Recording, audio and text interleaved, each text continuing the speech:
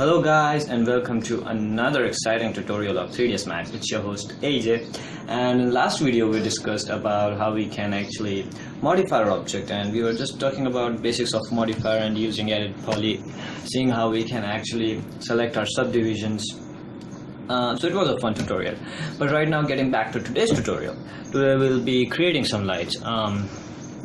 So lights are a really important component of 3ds Max. It really adds depth to your scene. It enhances your reflection, giving you indirect illumination, enhancing your material, and lots of things. So it's really important to understand the behavior of light in 3ds Max. So let's get started. So first of all, I'm going to create a plane to give effect of floor, because it's really important to create something so that we can receive some lights. I'm just going to increase the segmentation to 20, that's fine. And one more thing, just go your smooth and highlight tab and go in lighting and shadows and just enable the hardware shading. And as you can see, I'm having shadows in my scene. You can enable your shadows from there also. So that was basic.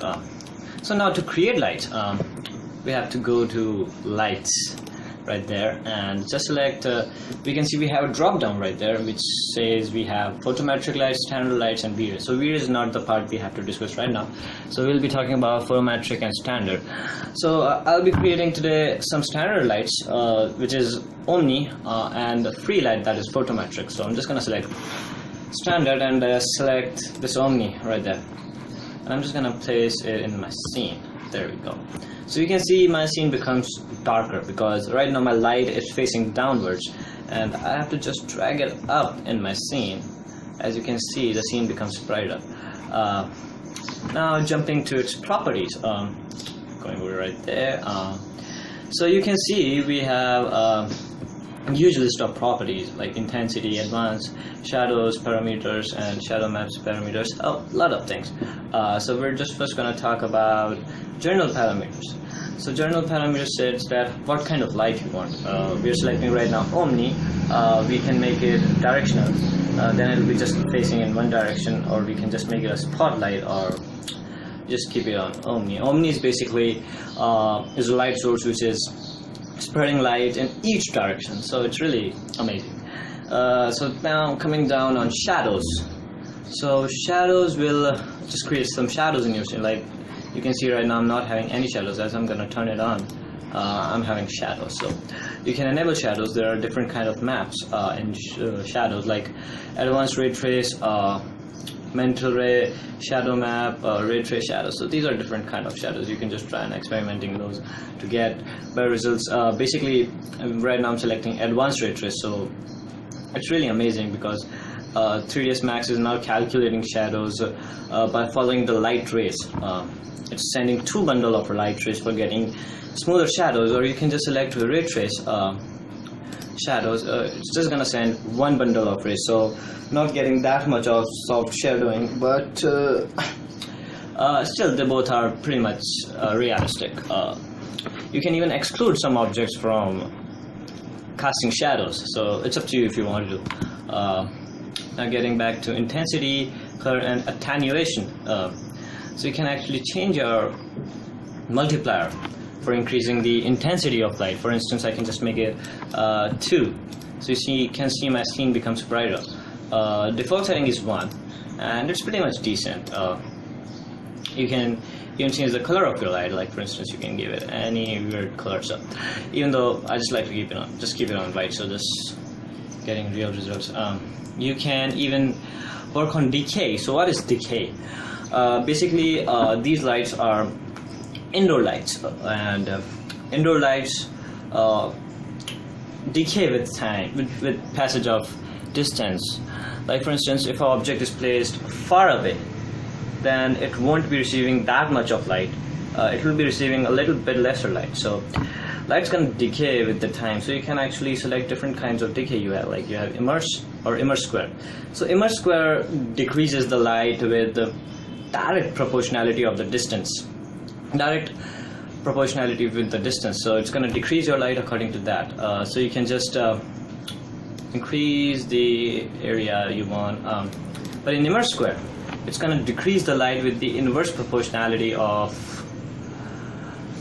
distance square, and that's more realistic because in real life the light decays with the square proportionality, so we have to understand those things. So just gonna select image square, or you can just set it on none right now. Same thing can be done with attenuation. So using attenuation, like using this, can actually create the gaps for creating something decaying effect of your lights. So in attenuation, near attenuation, basically the region you're creating is getting dimmer, and then it's getting a constant light. While in far attenuation, it's different, it's opposite. First of all, it's getting bright and then getting low, and then it's going on constant. So the both you can use attenuation or decaying for creating that decaying of light after some time. So getting on the advanced effects, we have contrast, so you can increase the contrast of your light if you want to. I just don't like to work with it, so I'm just gonna keep it on normal. You can even project your map. So basically, if you want to create a projector or you want to project some image, you can actually apply a map right there. You can just select bitmap right there and place any image to cast the projection over your objects. Now shadows parameters, so here you can change the color of your shadows. You can make it any color, even though blue is not a shadow color, it's really stupid. So if you want to, you can do it. You can even change the density of your shadows. So that's an important factor, because in real world we are not having very dense shadows, we are having very less dense shadows. So we can actually manipulate it from here. You can even make light affects the shadow color. That really helps, because if you're having any different color of shadow, the shadow is just gonna acquire the color of your light. So if you want to use it, you can even cast shadows for your atmosphere. Like for instance, if you're having fog or smoke in your scene, you can actually use it to create some shadows over your scene. So these are small things. You can even work on ray trace. You can just increase the softening of your shadow. These are small, these are not that important things. You can add atmosphere and effects. Then coming on indirect illumination. So basically indirect illumination is a really important factor of lighting, because lights just not goes on one surface and just ends there. It just bounces off to the another one and then illuminating another surface. So indirect illumination is basically bouncing off the lights from one surface to another and just giving extra effect and ambient color. So basically we can see that we have energy, the caustic photons and the GI photons. So that's the automatic calculation of your indirect illumination. You can just turn it off to set your manual settings. I like to keep it on automatic, but if you want to create something on your own, you can just set the manual settings and then change the decaying on photons and different things. So we're just not gonna do it right now. Now we're done with our Omni lights. So now we're gonna create something as photometric lights. Yeah. So we're gonna create a free light right there. So just select the free light. It's gonna say that you're creating a photometric light. It's recommended that you use logarithmic exposure control. The exposure control settings can be adjusted from environment effect dialogs. Would you like to change it now? So we have to say yes, because it's changing your exposure. What is exposure? Basically, exposure is a amount of controlling your amount of light through different methods. We'll be discussing that thing in future tutorials, but right now I'm just going to place light.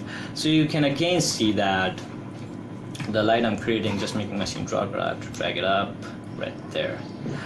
And going through settings, we have a little bit kind of similar settings. We can just turn on the shadows right there.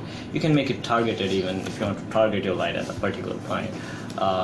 You can change the shadow map for your object, like you can use advanced ray trace or ray trace, or even you can light distribution type. You can change. You might want to make a spotlight or just uniform diffuse. Well, right now I'm just keeping out uniform spherical. That's basically creating a sphere light. Now coming on intensity and color attenuation. So we know what is attenuation now. basically we can just play with the colors. From here we can select some default type of lightings like fluorescent daylight, so it's gonna create the light accordingly. You can even select fluorescent white, so it's gonna create some different colors of light. Now keep it on default. You can just use the temperature to create some lights. Keeping your temperature low is going to create red light, and keeping it high is just going to create blue. So that's the thing. I just want to keep it on default right now. You can play with intensity. You have different kind of units to work in. You can just play with its intensity right now. Then coming on attenuation, we know what is attenuation. You can just use attenuation at any time. Just click use, and then you can change the power of the light. You can just use it for decaying purpose, and it's really important to create some decaying if you're working in indoor lights, because light decays with the time. That's the reality. So that was it. So I'm just gonna turn it off right now. Emit light from shape, so we can actually change the shape of our light. That's really important thing. We can even make it a line. So now this line is the shape of our object, of our light, and it's now emitting light according to it. We can even increase its length. You can see that. You can even make this kind of thing to increase to get different kind of effect. Like for instance, for a fluorescent tube, we are having cylinder. So you can work accordingly. So whatever you want. I'm just gonna keep it on a point right now.